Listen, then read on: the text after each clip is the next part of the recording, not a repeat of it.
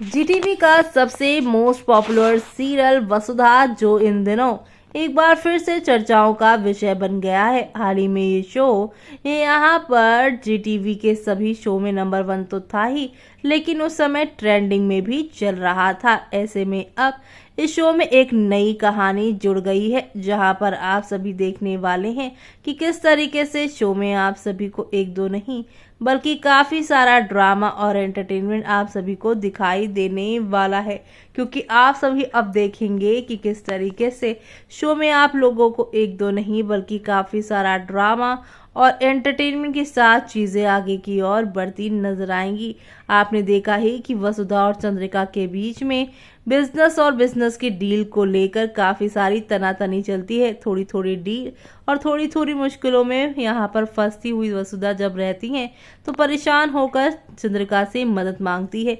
लेकिन हर बार की तरह इस बार भी चंद्रिका ने यहाँ पर वसुधा को खूब सुनाकर कहा कि बिजनेस में तो छोटी बड़ी दिक्कतें आती रहती है, ऐसी छोटी छोटी गलतियों के लिए ऐसी छोटी छोटी यहाँ पर बातों में घबराती रहोगी तो कभी कुछ नहीं कर पाओगी, और अब से मैं तुम्हारी कोई भी मदद नहीं करने वाली हूँ। ऐसे में अब आप सभी देखेंगे कि किस तरीके से वसुधा जो है वो यहाँ पर चंद्रिका की इस बात को अपमान में नहीं बल्कि एक सम्मान के तरीके से लेगी, और उसे समझ में आएगा कि चंद्रिका यूं ही एक बड़ी बिजनेस वूमन नहीं बनी, उसने कुछ तो यहाँ पर रिस्क लिए ही होंगे। ऐसे में अब वसुधा चंद्रिका जैसे फैसले लेने वाली है जिसकी वजह से उसको मिलेगा एक बड़ा तोहफा। जी हाँ, एक बड़ी डील हासिल मिलने वाली है जिससे वो चंद्रिका से भी यहाँ पर बड़ी बिजनेस वूमन बन जाएगी। रातों रात यहाँ पे चंद्रिका से भी बड़ा बिजनेस वो खड़ा कर देगी। मार्केट में यहाँ पर वसुधा का नाम होने वाला है। जी हाँ, वसुधा को मिला ये बड़ा तोहफा चंद्रिका के सामने आया